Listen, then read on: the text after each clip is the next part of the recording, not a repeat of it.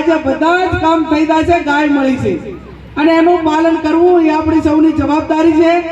મોટી સંખ્યામાં મારી બહેનો હાજર છે, એમને બે હાથ જોડીને વિનંતી કરું છું કે આપણી જવાબદારી છે। પહેલા તો ઝુરાની અંદર ગાય આપતા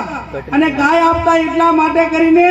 એ દરેક દીકરીઓ હાચવતી કે મને મારા પિયરમાંથી ઝુરામાં ગાય આપી છે તો જિંદગી ભર એની સેવા કરતા। હવે આ ભેંસોનું ચલણ આવ્યું છે ને શંકરચાર ગાયોનું ચલણ આવ્યું છે, એમાં ક્યાંક ને ક્યાંક આપણી જે ઓરિજિનલ ઓલાદ ઓરિજિનલ જે ગાયો છે એ ક્યાંક ને ક્યાંક ઓછી થઈ રહી છે। ત્યારે આપ સૌ પશુપાલકો છો, પશુના ધંધા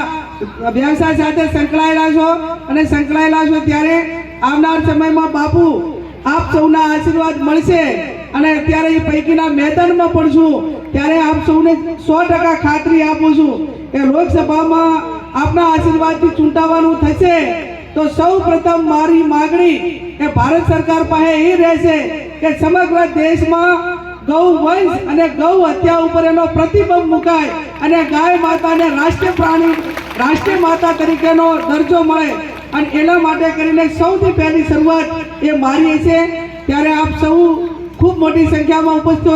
ઉપસ્થિત છો, ત્યારે પાડોશની તમારા બધાની એક દીકરી તરીકે આપ સૌને વિનંતી કરું છું। આમ તો 2017માં અહીંયા હાથમાં વિધાનસભાની ચૂંટણી લડી હતી 2007માં બાપુ, અને એ ટાઈમે ક્યાંક આશીર્વાદ આપવામાં થોડા ઘણા ક્યાંક ઉણપ રહી ગયું હોય તો આ 15 વર્ષ પછી ફરી મોકો આપ્યો છે અને કોતરવાડા ચીપડા ચાલવાના બધા પાડોશી છું, એટલે એક પાડોશી ધર્મ તરીકે આપ સૌ પાડોશીનો ધર્મ નિભાવી અને મદદ કરજો એવી પણ આપ સૌને મારી બે હાથ જોડીને વિનંતી છે। અને